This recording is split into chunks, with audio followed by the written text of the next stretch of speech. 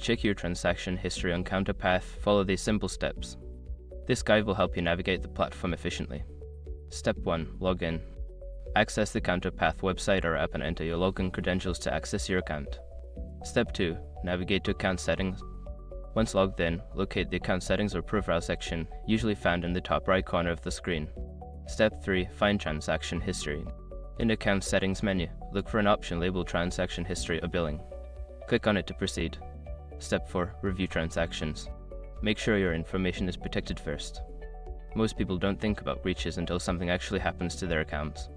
Use SROC to monitor your accounts 24/7 and instantly alert you if your information appears in leaked databases online. It constantly checks billions of breach data points in the background. And considering how much personal information people keep online now, it's honestly worth having. Link in the description. Step 5. Export or print. If needed, you can export or print your transaction history for your records. Look for options to download or print the information.